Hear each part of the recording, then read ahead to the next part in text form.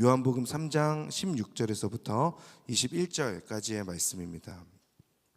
요한복음 3장 16절부터 21절까지의 말씀 함께 교독하고 마지막 절 함께 읽겠습니다. 하나님께서 세상을 이처럼 사랑하셔서 독생자를 주셨으니 이는 그를 믿는 사람마다 멸망하지 않고 영생을 얻게 하려는 것이다. 하나님께서 자신의 아들을 세상에 보내신 것은 세상을 심판하시려는 것이 아니라 구원하시려는 것이다.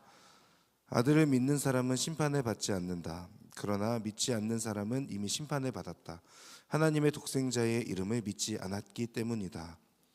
그 심판은 이것인데 곧 빛이 세상에 왔지만 사람들은 자기 행위가 악하기 때문에 빛 대신 어둠을 사랑한 것이다. 악을 행하는 사람마다 빛을 미워하고 자기 행위가 드러날까 두려워해 빛으로 나아오지 않는다. 그러나 진리를 따라 사는 사람은 빛으로 나아온다. 그것은 자기의 행위가 하나님 안에서 이루어졌음을 나타내려는 것이다. 아멘. 이 시간 최성민 목사님 나오셔서 말씀 전해주시겠습니다. 네, 안녕하세요. 안녕하세요.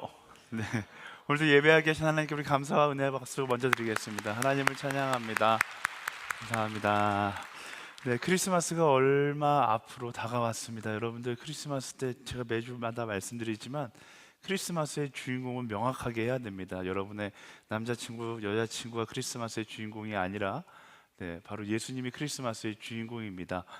가장 어떻게 하면 가장 의미 있는 크리스마스를 보낼 수 있을까를 고민하고 그런 예수님을 기억하는 크리스마스가 되기를 예수님의 이름으로 축복합니다. 네, 제가 기도하고 함께 말씀 나누겠습니다. 사랑하는 주님, 이 시간 하나님의 말씀을 우리가 함께 나누려고 합니다. 이 말씀 가운데서 하나님의 음성을 듣게 하시고 깨닫게 하시며 깨달은 대로 살아갈 수 있는 용기를 허락하여 주시옵소서. 사랑하는 예수님의 이름으로 기도드립니다. 아멘. 저희가 러브레터라는 주제를 가지고서 함께 한 달 동안 말씀을 나누고 있습니다. 편지를 받는다는 것은 참 설레는 일이죠. 근데 뭐 항상 설레지는 않는 것 같습니다. 누가 나에게 보내는 편지인가에 따라서 달라질 겁니다. 일단 저의 경험을 바탕으로 본다면 국가로부터 오는 편지는 기분이 별로 좋지 않습니다. 입영 편지라든지 벌금 고지서, 경찰 출두 명령서 이런 거 받는 순간 기분이 그닥 좋지 않아요. 또 회사에서 오는 편지도 그다지 기분이 좋지 않습니다. 해고 명령서, 경고장 이런 거일 가능성이 굉장히 높기 때문에 그렇습니다. 또 그렇다고 해서 사랑하는 사람에게 오는 편지가 마냥 좋은가, 마냥 설레이는가? 제가 군대에 있을 때 조교였거든요. 사랑하는 사람에게 편지를 받으면 굉장히 행복했다가 편지 봉투를 뜯고 편지를 읽으면서 눈물을 흘리는 형제들을 정말로 많이 봤습니다. 왜냐? 그 편지의 내용에는 사랑한다 이런 내용이기보다 거의 많은 형제들이 이제 마지막 편지다라는 알림을 할 때가 많았기 때문에 그렇습니다. 혹시 관계가 좋지 않다라면 연인이 보낸 편지더라도 마음을 조마조마하면서 볼 수밖에 없습니다. 그러나 진짜 사랑하는 사람에게 받은 러브레터라면 어떨까요? 네, 가슴에 고이고이 가지고 다니면서 매번 꺼내서 읽어보고 또 읽어보고 또 읽어봐도 새롭게 느껴지는 게 사랑의 편지가 아닐까 싶습니다. 우리가 하나님에게 받은 편지도 마찬가지일 거예요. 하나님께서 우리에게 굉장히 좋은 소식을 주셨습니다. 하나님께서 우리에게 전달한 편지는 행복한 진실을 알려주는 내용으로 가득 채워져 있습니다. 그런데 이 편지를 받고 싶어 하지 않는 사람도 있어요. 왜냐하면 하나님의 굿뉴스를 듣기 위해서는 자기 자신이 죄를 향해 가고 있다는 배드뉴스를 인정해야 하기 때문에 그렇습니다. 이 배드뉴스를 인정하기 싫어하는 사람은 병적으로 하나님의 굿뉴스를 듣고 싶어 하지 않습니다. 의외로 이런 사람들이 우리 주변에 굉장히 많이 있죠. 하지만 반대로 자신의 죄로 인해서 죽어가고 있다라 이 배드뉴스를 인정하는 사람에게는 하나님의 굿뉴스, 하나님의 편지가 정말로 행복한 편지가 되는 것입니다. 아무리 다시 꺼내 보고 읽어도 행복을 주는 그런 편지가 되는 것이죠. 왜냐하면 죽음을 향해 가는 우리에게 생명의 소식이 담긴 편지이기 때문에 그렇습니다. 하나님께서 우리에게 주신 생명의 편지가 무엇일까요? 바로 말씀이 생명의 편지이고 말씀이 육신이 되어 이 땅에 오신 예수 그리스도가 하나님의 우리를 향한 생명의 편지인 것입니다. 여러분에게는 하나님의 이 생명의 편지가 어떤 의미입니까? 우리가 오늘 말씀을 나누면서 이 생명의 편지가 여러분들에게 가장 의미 있는, 가장 소중한 편지가 되기를 축복합니다. 16절 말씀 함께 읽어볼까요? 우리가 잘 알고 있는 말씀인데, 시작. 하나님께서 세상을 이처럼 사랑하셔서 독생자를 주셨으니 이는 그를 믿는 사람마다 멸망하지 않고 영생을 얻게 하려는 것이다. 아멘. 이 하나님의 사랑의 편지, 생명의 편지에 어떤 메시지가 제일 먼저 등장하냐면 바로 하나님의 사랑에 대한 메시지가 제일 먼저 등장합니다. 이 성경도 마찬가지죠. 태초에 하나님이 천지를 창조하시는데 어떻게 창조하세요? 사랑으로 창조하시는 거예요. 천지가 창조되는 그 순간부터 오늘에 이르기까지 변함없는 한 가지가 있다라면 바로 하나님께서 우리를 사랑하신다는 그 하나님의 사랑의 마음입니다. 제가 설교 때마다 이야기하지만 하나님 본인 스스로를 사랑이라고 말씀하셨고, 그 사랑이신 하나님께서 하나님의 형상대로 사람을 창조하셨고, 창조하신 이유조차 하나님과 우리가 함께 사랑하기 위해서 창조하신 것이죠. 하나님과 우리의 사이를 설명하면서 이 사랑이라는 단어는 빠질 수도 없고 사랑 외의 단어로 설명할 수도 없는 것, 그게 바로 사랑인 것입니다. 그래서 하나님은 사람들을 너무나 사랑하셨기 때문에 만드셨는데, 그렇다면 이 사람들이 어떻게 살아가기를 원하셨을까요? 사랑이신 하나님을 따라서 그 사랑의 방법을 따라 살아가기를 원하셨겠죠. 근데 사람들은 하나님의 뜻과 계획과는 다르게 자신의 이기심을 쫓아 선택하기 시작했고 자신의 욕심을 따라 살아가기 시작합니다. 그러자 하나님께서 세워놨던 축복의 통로로 가는 것이 아니라 그들이 생각하는 헛된 야망의 길을 향해 가기 시작하는 거예요. 그러면서 행복 끝 고생이 시작되는 거죠. 에덴 동산에서 아담과 하와가 하나님께서 주신 말씀의 인생을 살아가면 행복했겠죠. 근데 그들이 생각하기에 저거보다 더 행복한 길이 있어. 그게 뭐예요? 선과 악을 가리는 그 나무의 열매를 먹는 것, 그게 행복이라고 생각했죠. 그걸 먹는 순간 어떻게 됐습니까? 그들의 생각은 그게 행복이라고 생각했지만 진정한 행복이 끝나고 고생이 시작된 거죠.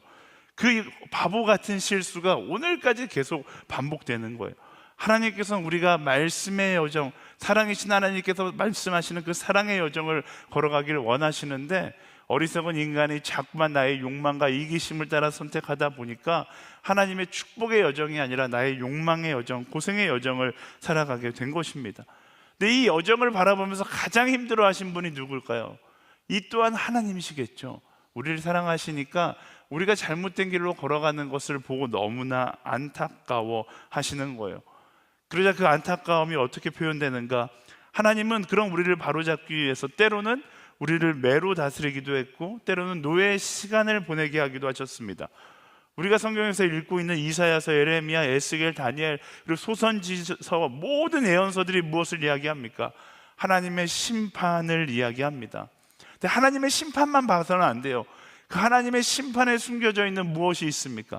하나님의 사랑이 담겨져 있는 것이죠.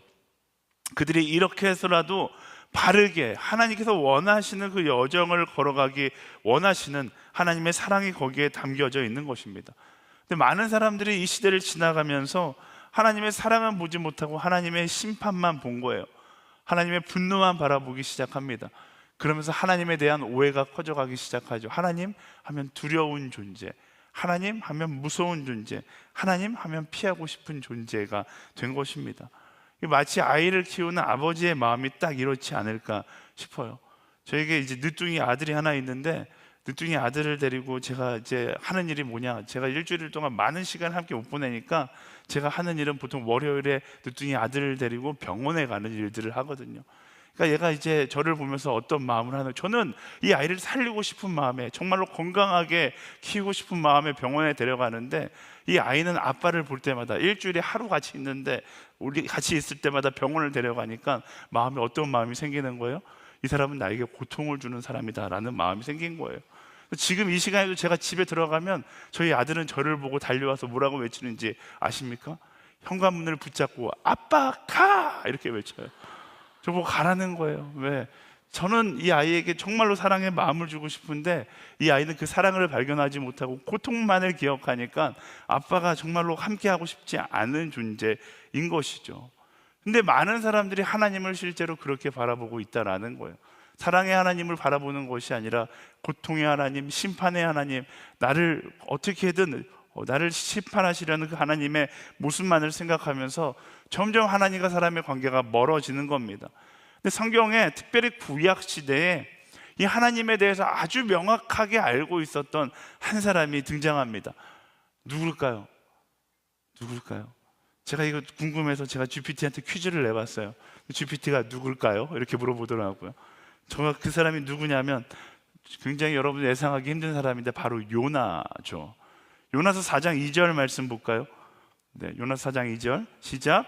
그는 여호와께 기도했습니다. 여호와여, 이것이 내가 고향에 있을 때 내가 말씀드린 것이 아닙니까? 이래서 내가 서둘러 다시스로 도망간 것입니다.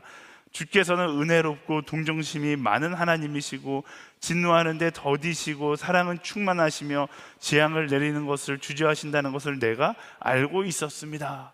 요나가 하나님에 대해서 너무나 명확하게, 아주 정확하게 알고 있었어요. 제가 이래서 요나를 참 좋아해요. 제 영어 이름도 조나거든요. 전도하기는 싫어해도 하나님에 대해서는 아주 명확하게, 정확하게 알고 있었던, 매우 인간적이지만 하나님에 대해서는 그 누구보다도 잘 알고 있던 선지자였죠. 그래서 많은 사람들이 요나서를 묵상하면서 굉장히 못된 선지자 이렇게 알고 있지만, 또 한편으로 보면 그 당시에 요나만큼 하나님에 대해서 알고 있었던, 하나님의 마음을 공감하던 사람이 없었던 거죠. 그래서 하나님께서 요나를 사용하셨다라는 것입니다. 저는 우리 모두가 이 하나님의 사랑의 마음을 요나보다는 더 많이 공감할 수 있는 사람들이 되기를 예수님의 이름으로 축원합니다. 그리스도인에게 하나님의 사랑의 마음을 공감하는 것은 너무나 중요해요. 왜? 하나님의 마음을 공감하느냐, 공감하지 않느냐, 그 다음부터 말씀을 보는 시선이 달라지고요, 세상을 바라보는 시선이 달라지기 시작하기 때문에 그렇습니다. 그 사랑을 알고 나면 하나님의 나를 향한 메시지가 모든 것이 다 새롭게 느껴집니다. 이전까지 두려움으로 느껴졌던 하나님의 은혜가 어느 순간부터 다 감사함으로 느껴지기 시작하는 거예요. 우리가 삶 가운데 무의식 중에 그냥 지나쳤던 그런 모든 순간들도 하나님의 메시지, 사랑의 메시지로 느껴지기 시작합니다. 매일 지고 매일 뜨는 해도, 우리가 들이마시고 있는 산소도, 우리가 마주하고 있는 날마다 마주하는 사람들도 모두 다 하나님의 사랑의 선물이고 하나님의 사랑의 계획하심이라는 것을 알게 되고, 그리고 그로 인해서 감사가 넘치는 삶을 살아가게 되는 것이죠. 하나님의 사랑에 공감하는 사람 가장 큰 특징은 바로 감사가 넘쳐나는 사람이 된다라는 것입니다. 하나님을 사랑하십니까? 네, 이 질문에 확신 있게 대답하려면 내 삶 가운데 얼마나 감사가 넘쳐나고 있는지를 돌아보면 되는 거예요. 저는 이 감사의 언어와 사랑의 언어가 같다라고 생각하거든요. 여러분, 저를 아시는 분들은 저는 영상 작업을 하는데 제가 작업했던 영상 중에 제일 유명한 작업이 사랑한다고 이야기하는 영상이거든요. 제가 일본에 가서 러브 소나타를 진행하면서 일본 사람들에게 이 사랑한다는 말이 얼마나 파워가 있는지를 알려주고 싶었어요. 제가 길거리에 서갖고 사람들 한 사람 한 사람 비디오 촬영을 하면서, 혹시 지금 가장 보고 싶은 사람에게 사랑한다고 이야기할 수 있겠어요? 일본어로 아이시테루 이거 한 마디 해줄 수 있겠어요? 근데 아무도 못하는 거예요. 특별히 부모님한테, 저희는 부모님한테 전화해서 사랑해요 이렇게 이야기하기도 하잖아요. 조금 오글거리긴 하지만 일본 사람들은 이 오글거리는 선택도 하지 못하는 거예요.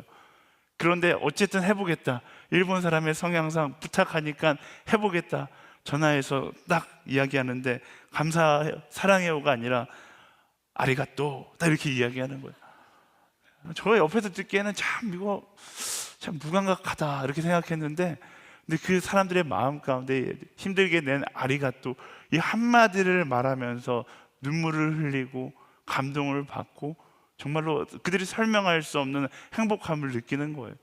그것을 보면서 감사의 언어와 이 사랑의 언어는 같은 언어구나 라는 사실을 알게 되었습니다.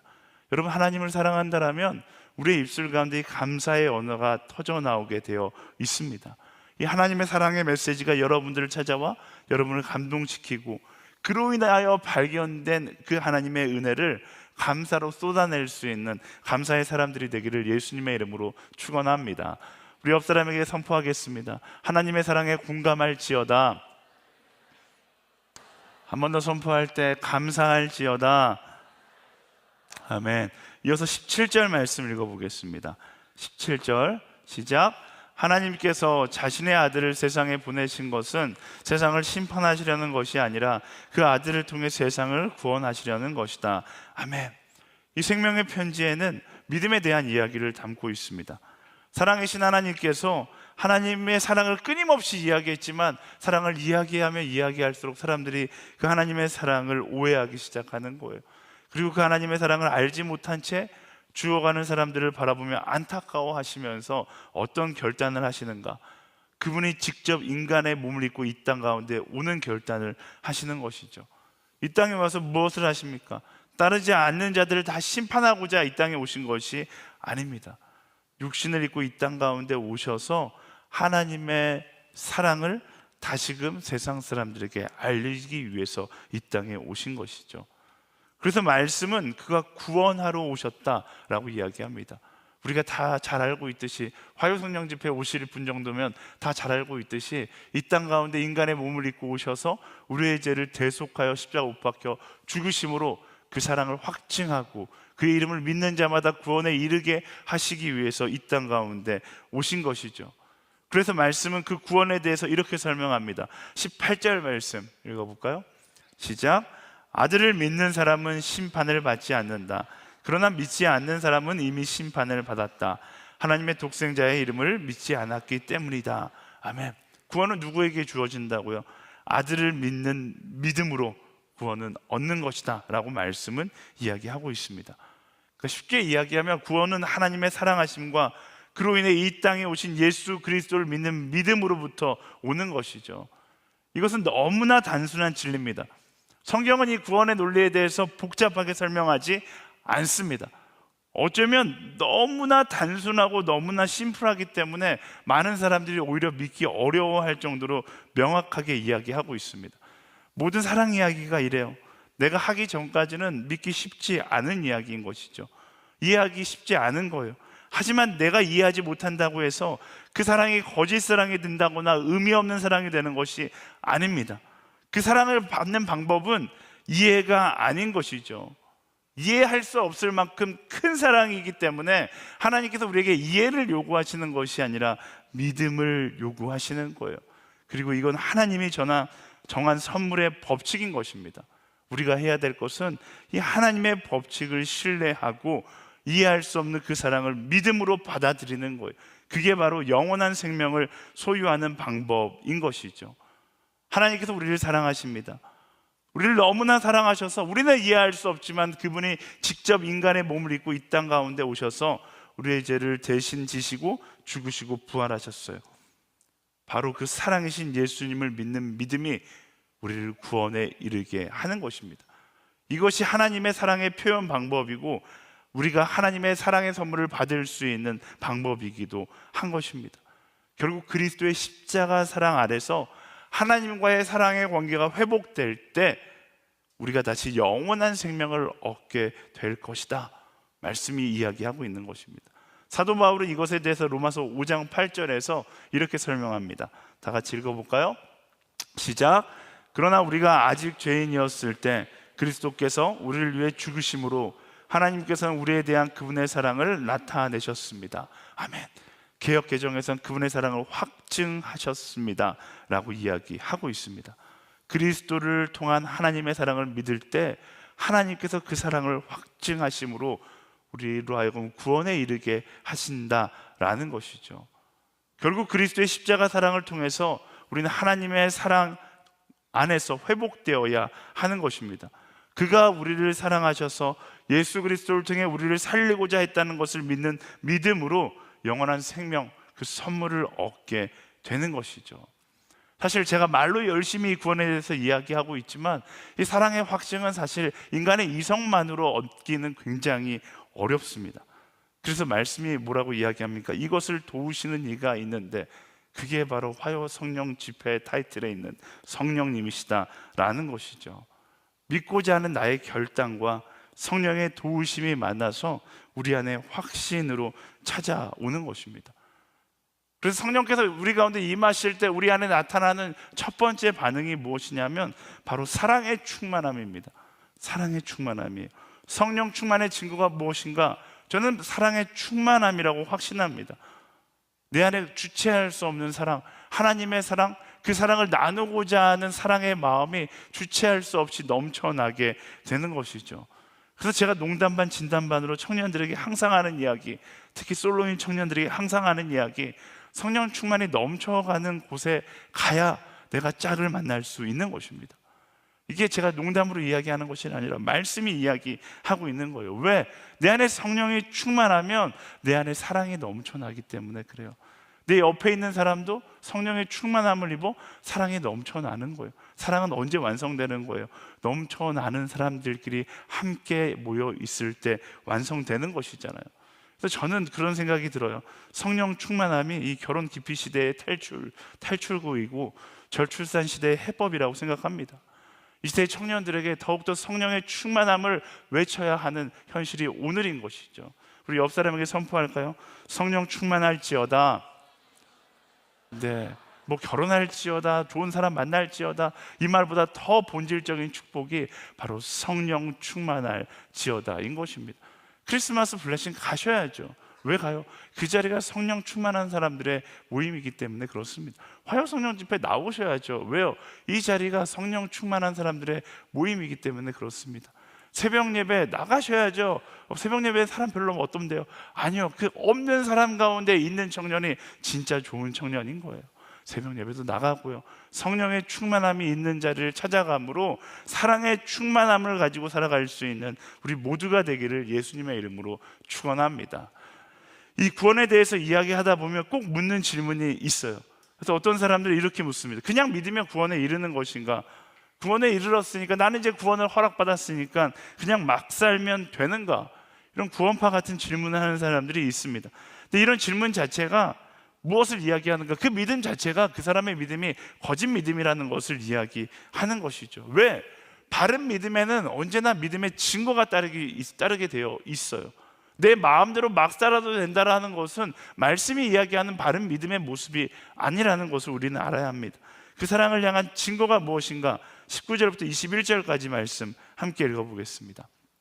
시작. 그 심판은 이것인데 곧 빛이 세상에 왔지만 사람들은 자기 행위가 악하기 때문에 빛 대신 어둠을 사랑한 것이다.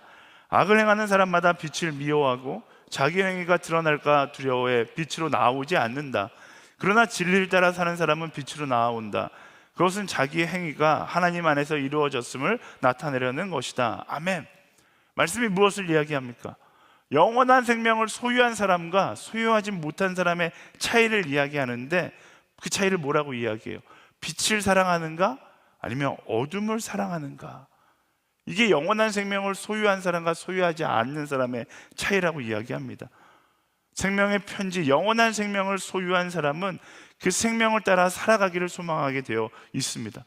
하지만 영원한 생명을 소유하지 못한 사람은 그 생명의 빛이 비추는 것조차 두려워하게 되어 있다라는 것입니다.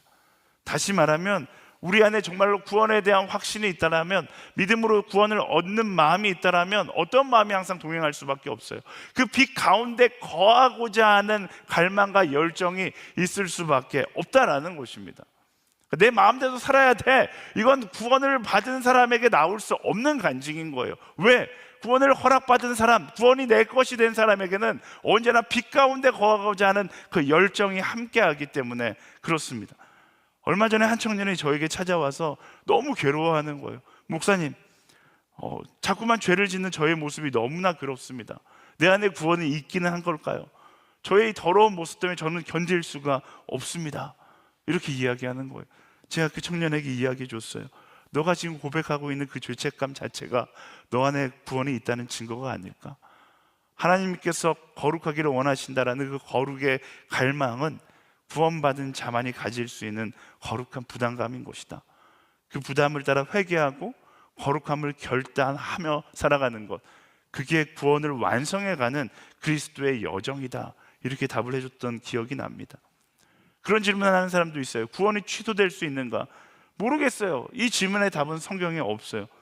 저는 이 질문에 대해서 묻는 것은 좀 어리석다라는 생각이 들어요. 말씀이 이야기하지 않기 때문에 이 질문에 대해서 명확하게 이야기해 줄 수 있는 사람은 사실 아무도 없습니다. 하지만 그보다 명확하게 말씀이 이야기하고 있는 것이 무엇입니까? 진리를 따르는 사람, 하나님의 사랑 안에 거하고 그리스도의 사랑을 믿는 사람은 말씀이 이야기하는 것처럼 그 사랑의 여정을 향한 갈망을 갖게 될 것이다. 그 빛을 향한 갈망을 갖게 될 것이다. 분명히 이야기하고 있다라는 것입니다. 구원이 취소될 수 없기에 의미 없는 인생을 산다면 저는 취소된 구원이 아니라 이미 그 구원은 처음부터 거짓 구원이었다라고 이야기하고 싶어요. 누군가 저에게 찾아와서 대충 살면서 저는 믿는다 입으로 시인했으니까 구원을 얻을 거예요, 이렇게 이야기한다면 저는 그 사람에게 명확하게 이야기해 줄 겁니다. 네가 사는 모습을 봤을 때 너의 구원은 거짓 구원이다. 모르겠어요. 제가 잘못 판단할 수도 있겠죠. 하지만 하나님 나라에 갔을 때 하나님께서 저보고 뭐라고 할 것 같진 않아요. 왜? 구원받은 사람으로서 바른 길을 살아가는 것, 그게 바로 구원받은 사람의 증거이기 때문에 그렇습니다. 물론 중요한 것은 거룩하기 때문에 구원에 이르는 것은 아닙니다. 이런 유대주의적 사고를 하자는 것이 아니에요. 하지만 구원을 소유한 사람의 삶의 증거가 거룩이라는 것은 말씀 가운데 여러 곳에서 이야기하고 있습니다.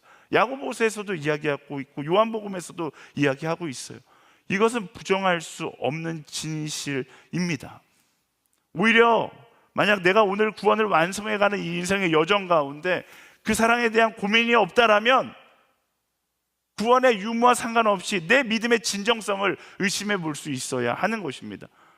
그리고 믿음을 회복하기에 참된 믿음의 대열에 서기 위하여 부르짖고 구해야 하는 거예요. 내 마음에 거룩에 대한 갈망이 없다라면 내 믿음을 의심하고 부르짖어야 하는 것입니다. 내 인생 가운데 하나님을 닮고자 하는 마음이 없다라면 내 믿음의 진정성을 의심할 수 있어야 하는 것입니다. 물론 그리스도인의 삶은 언제나 완전할 수 없어요. 언제나 완전할 수 없지만 완전할 수 없기에 우리는 끊임없이 하나님께 부르짖는 인생, 그 인생이 될 수밖에 없는 것입니다. 여러분, 답은 다른 곳에 없습니다. 예수님께서 주신 새 계명을 따라 살고자 하는 갈망이 여러분 안에 그리고 제 안에 있게 되기를 소망합니다.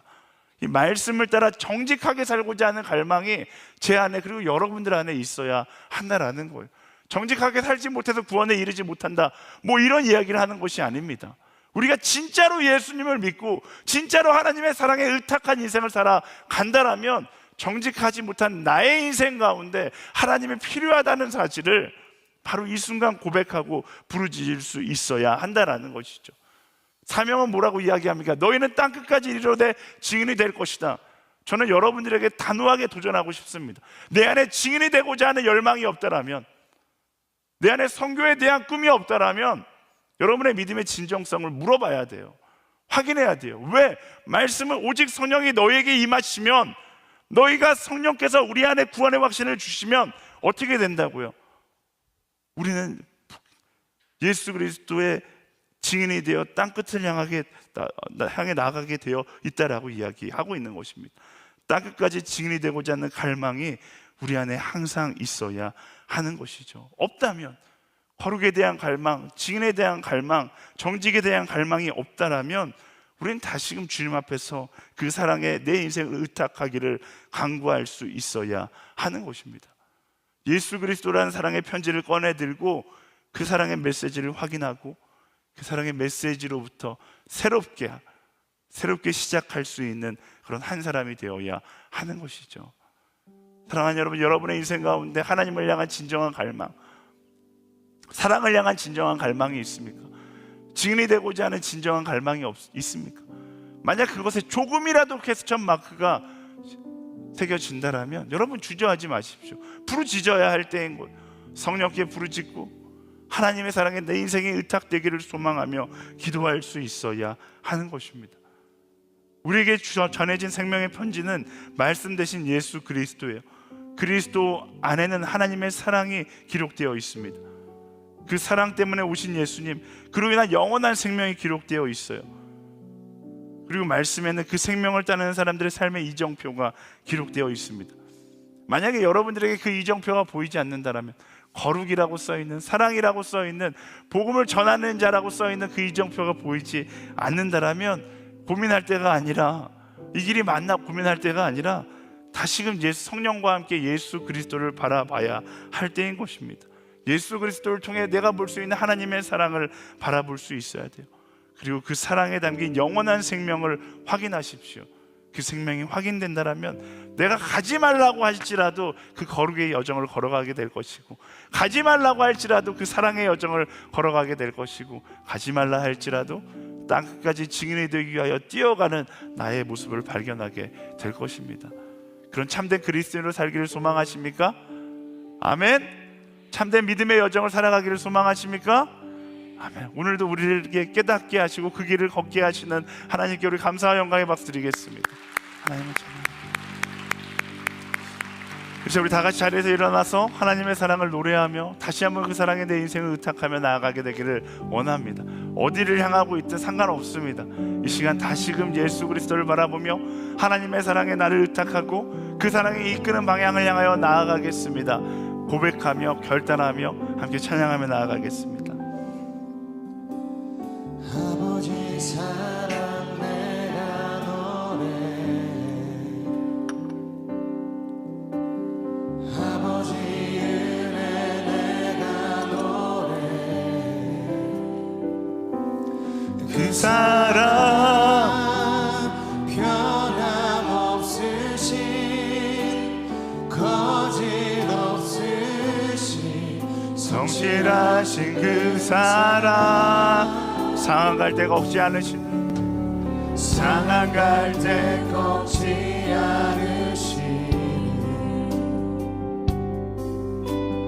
꺼져가는 등불 끄지 않는 그 사랑, 변함없으신 거짓없으신 성실하신 그 사랑, 사랑, 그 사랑, 날 위해 죽으신, 날 위해 다시 사신 예수 그리스도, 다시 오실 그 사랑, 죽음도 생명도 천사도 하늘의 어떤 권세도 끊을 수 없는 영원한 그 사랑, 예수, 그 사랑, 날 위해 죽으신, 날 위해 다시 사신 예수 그리스도, 다시 오실 그 사랑, 죽음도 생명도 천사도 하늘의 어떤 권세도 끊을 수 없는 영원한 그 사랑, 예수. 우리 기도하며 나아가기를 원합니다. 하나님, 그 사랑이 내 삶 가운데 확증되어지기를 소망합니다. 성령 하나님, 우리 가운데 임하셔서 그 사랑을 따라 살아가는 인생 되게 하여 주시옵소서. 하나님의 사랑으로부터 오는 갈망이 내 인생 가운데 아버지 확인되게 하여 주시옵소서. 거룩을 향한 갈망, 사랑을 향한 갈망, 말씀을 전하고자 하는 갈망이 내 삶 가운데 확증됨으로 구원받은 자의 삶을 완성해 나아가는 그런 그리스도인으로 살아가게 하여 주시옵소서. 우리 주여 한번 부르짖고 함께 간절히 기도하며 나아가겠습니다. 주여!